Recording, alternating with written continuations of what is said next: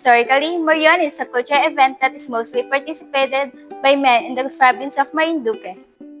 Participants will wear costume and masks that depict Roman shoulders to hide their identity. Sa haba ng panahon, ang kulturang ito ay patuloy na lumago at ngayon ay unti-unting nababasag ang tipikal na paniniwala sa tradisyong ito. Slowly, we are breaking gender norms as female now joining this tradition not only solely as dressmakers and mask carvers, but also as the actual Morians. This creates authenticity and exclusivity in our culture. Ngayong buwan ng Marso, pinagdiriwang natin ang buwan ng mga kababaihan o Women's Month na may temang babae sa lahat ng sektor, aangat ang bukas. And for this episode, we'll tackle babaeng Morion breaking gender stereotype in Morionan culture. Ako si Angela Joyce Candelaria at welcome sa Violet Bag Morionan series.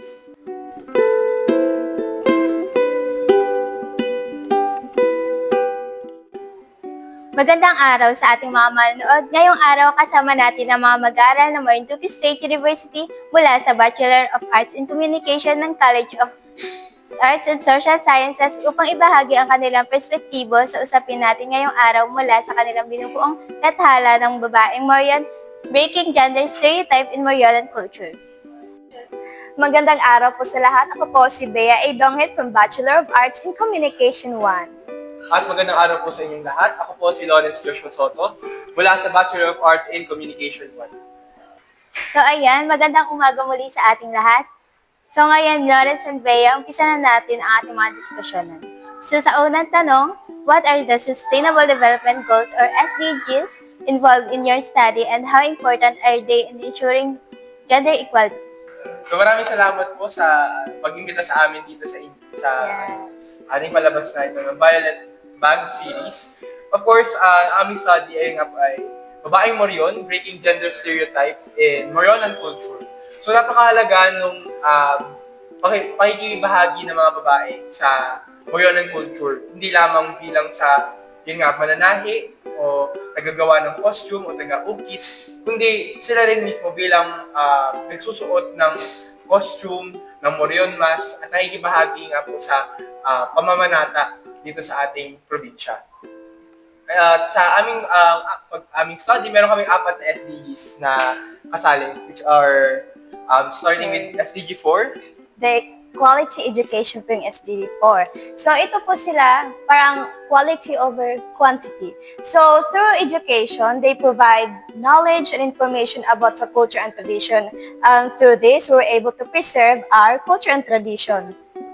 And then the next is the gender equality. So alam naman natin ngayon, no, yung gender equality. Meron na tayong, yung women, meron na siyang equal rights. Meron ng opportunity, same with men. So lalo na po sa in Morionan context, then, di ba noon is parang male participated yung Morionan, di ba? It's because of the physical na mga labor din. But now, women are able to participate na din and meron na din silang kanya-kanyang mask. Like, designated lang talaga para sa women. Ayun. So yun yung tukoy ni Ate Bea actually dun sa mask na for women is yung pag-take ng role ni Longinus. Yes. So merong particular na mask design talaga na naka-design for women, pero ang representation na dun is si Longinus, which is yun nga yung Roman soldier or Morion na bulag pero muling nakakita dahil sa dugo ni Jesucristo. So aside dun sa SDG 4, which is quality education, na nakapag-raise ng awareness and information sa mga tao, and SDG 5, of course, the gender equality. Meron ding involvement yung SDG 16, which is peace, justice, and strong institution. And then SDG 17, which is partnership in attaining the goal. So, paano na-involve yun? So, of course, as we strengthen yung participation ng lahat, hindi lang actually ng babae, even LGBTQIA+ members of all genders, in particular, mas i-strengthen natin yung connection and yung involvement ng community. And nag-foster yun, syempre, ng peace, ng kapayapaan, kaayusan, at justice para sa lahat. Kaya na-involve, and makakabuo tayo mas stronger institution kasi, syempre, if we are more linked and connected to our culture and heritage, syempre, mas matatag tayo, mas solid yung foundation natin as a community, especially if we are promoting the culture of Marinduque or the Morionan culture. And then, SDG 17, partnership in attaining the goal, of course, mas mapapalakas natin or mas ma-attain natin yung achievement ng promotion of our culture, at the same time, promotion and fostering gender equality. If we are partnering with other institutions, with other organizations around our province and even outside our province para ma-promulgate yung ating culture sa ibang lugar. And so, sa pangalawang katanungan, how do women challenge tradition, gender rules, and norms through their involvement in Morionan?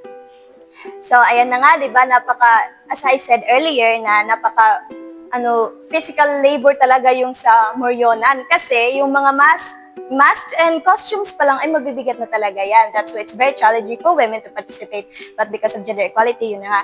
So, kaya yung participation din ng women sa Morionan is nagiging motivation din sa ibang women to participate, especially to children.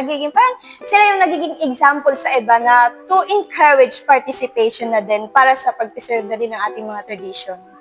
Ayun. And also to add dun kay sa sinabi Ate Bea, ayun nga, yun lang naman kasi yung pinaka-una at pinaka-main talaga na way kung paano sina-challenge ng mga kababaihan yung gender norms, yung participation nila mismo as Morion, yung presence nila sa pagsuot ng Morion's costume.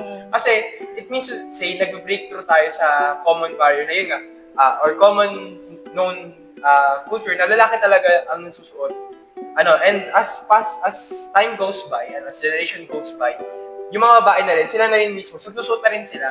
Kasi, yes, sabi nga Ate Bea, mabigat man, and masabi natin medyo mapagod yun, kasi di ba iikot around locality, ayan, makipag-interact. Mapagod man siya, pero it is a form of penitence and devotion naman kasi. And yung penitensya, yung devotion natin, yung paninindigan natin sa ating kultura, sa ating religion, sa ating mga paniniwala, it defies gender. And ayun nga, through pagsusuot ng pagiging Morion mismo, and yun nga, sabi, pag-costume bilang Filipinos and everything, napatunayan natin na kung anong kaya ng lalaki, kaya din ng babae yun. Hindi lang siya nasasarado sa idea na dapat yung Morion ay dapat lalaki or para lang sa lalaki. Pwede din siya sa babae. Kasi, yun again, Moriones is not just a culture, it is not just a tradition, especially that designed for men, but it is sort of a religious activity, and it is a form of a devotion. So yun nga, as I said, it is regardless of our gender, pwede tayong makibahagi o maging isang Morion sa pagsuot ng mga costume at maska. So thank you for that answer. So let's move on to the last question. What is the impact of attaining gender equality in the community engaged in Morionan? Ayan. So, to answer that question, ano nga ba yung nakukuha ng community? Sa pag-participate ng mga babae or lahat ng gender sa Morionan? Of course, we are fostering inclusivity and diversity within community if we are opening doors for other genders and for women and even for LGBTQIA+ community. As I said kanina, Morionan or taking part in Moriones is not just a culture, it is a form of devotion. Pamamanata to sa iba. Ginagawa nila to yearly in the belief of course, pasasalamat na rin, belief of hope, and for the blessing of life. And ayun, if you're empowering all genders, if you're opening the doors for all genders, ayun, mas nagiging empowered yung community, and mas nagiging well-connected yung community. At the same time, ayun, we are fostering inclusivity and diversity within the community. Hindi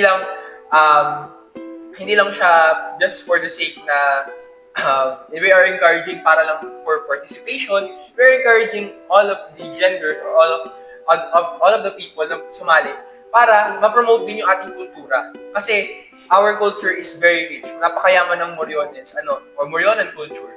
And sabi ko kanina, hindi na-define ng gender yung ating kultura. Dahil ito isang pamamanata, ito isang pasasalamat, ito yung paninindigan natin sa buhay ng ating may likha. So, ayun, we are fostering inclusivity, diversity, connection, and as stated kanina, yung sa SDG, we are fostering a stronger institution that promotes peace and justice. So, thank you, Bea and Lauren, sa inyong mga kasagutan sa aming mga hinanang tanong. So, ayan, maraming salamat sa inyong mga nalaman at diskusyonan, Lawrence at Bea. Siguradong maraming napulot at natutunan ng ating mga manonood sa inyong dalawa. So again, maraming salamat sa inyong oras at kaalaman. Now, let us further understand and the info of this month's celebration and the Marianan culture with Ate Nicole. Take it away, Nicole. Thank you so much, Angela. Welcome to Violet Bag DYK Did You Know series!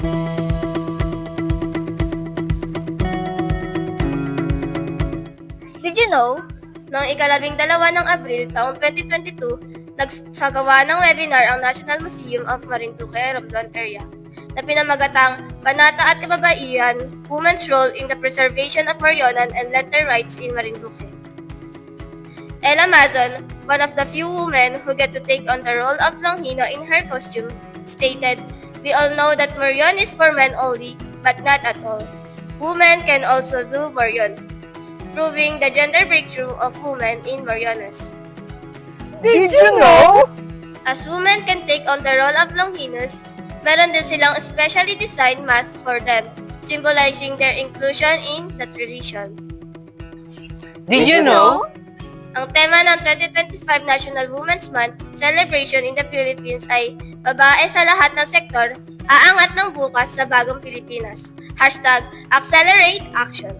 This theme aims to create a society where women have equal rights, opportunities, and power. Did you know? Ang pagganap nila bilang mga Moryon ay isang klase ng penitensya, pamamanata, debosyon at pasasalamat. That's why it is done yearly by devotees, and it is believed to bring a blessed life for those who participate. That's all for our trivia for today. I'm Nicole, and this is the Violet Bag DYK Did You Know series. Maraming salamat, Nicole, sa pagtatapos ng aming programa. Naway marami kayong napulot na kaalaman at aral. Marionan is not just for men, but for everyone. We are all guided and united by our faith and devotion, which truly matters. As we continue to pass this cultural tradition and heritage to the next generation, may we create and open more doors for exclusivity and diversity. Hindi pa rito natatapos ang pagbabago at pagtamo ng pantay na pagtingin sa mga kasarian. At gamitin nating instrumento ang ating mga sarili at ang ating tradisyon upang makamit ito.